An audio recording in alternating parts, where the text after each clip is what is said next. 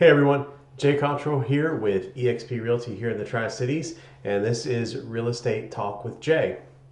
So as we get started this week, I kind of had a realization as I was rebranding this and was thinking about this, how that was going over the first few weeks. I kind of realized that giving you these weekly numbers doesn't tell you a whole lot. I mean, I compare it to the previous week, but it's not really giving you the perspective that's needed to really understand the numbers. So I fixed that. We're going to do a little bit different format from here on out. Instead of just giving you the individual weekly numbers, I'm going to do a rolling 4-week set of numbers. You'll see what that means here in a second, just so you can see what the current trend is. So are there more new listings entering the market? Are the pendings increasing? Are the pricings increasing as far as week to week? So instead of just giving you those individual weeks, we're gonna look at 4 weeks, and that 4-week time period is going to move along with us as we go. So without further ado, what do you say we get started?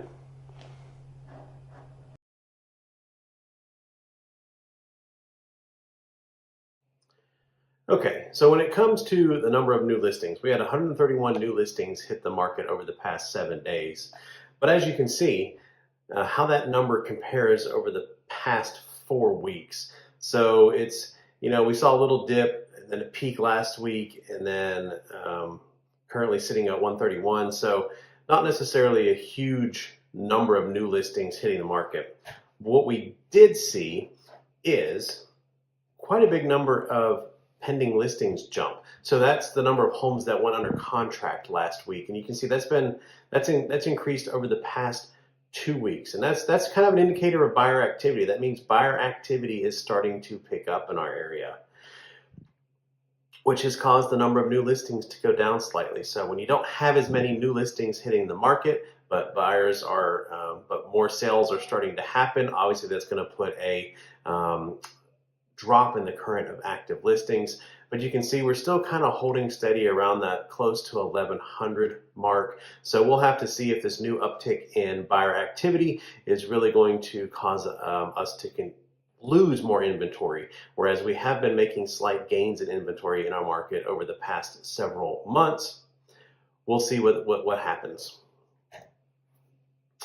The number of closed listings also ticked up quite a bit from 117, but again, this is kind of looking at the market in arrears. So all of the homes that closed over this past week likely went under contract 4 to 6 weeks ago. So we're seeing that, towards the end of December, middle to end of December, the buyer activity started to pick up. That's also when interest rates started to drop, because all those ones that closed this week, again, you're looking at 4 to 6 weeks. In the past is when buyers put those homes under contract. It's the same with the median sales price. So the median sales price has dipped over the past 3 weeks, but again, that's looking at the market in arrears, because all of those homes that went under contract in this middle of December-ish, and that's really when there wasn't a whole lot of activity going on. So buyers had their pick of homes. They weren't negotiating against other buyers in bidding wars, so they were able to get a little bit of a deal on the homes that sold, that they put under contract in December. However, what has not been going down is the median list price. So sellers are still trying to get the most that they can out of their home sale. And the other thing that's affecting this median list price, honestly, is the luxury market. So the luxury market area is really hot right now. Homes are getting into bidding wars in the luxury market, and you're seeing more homes listed in that luxury market, and a lot of the new construction, unfortunately, is also in that luxury market, not in the medium priced home market. So that's why that list price is continuing to go up and up. But we'll just continue to track that and to see how that looks in comparison to the median sales numbers. Now, as far as price reductions, that was down just slightly, a couple percentage points at 35%. And again, this is looking at the homes that closed over the past week. So 35% of those closed below their advertised list price, and that median price reduction was 6.7%, which is a little higher from the previous weeks, but it's really still staying in that mid-6 range. So not much has changed there. Now, what the interesting thing is going to be is if we if buyer activity does really pick up with these interest rates continuing to drop and our inventory starts to shrink again instead of expand, we might see those price reductions start to dwindle as, again, more competition, fewer inventory means prices are going to go up.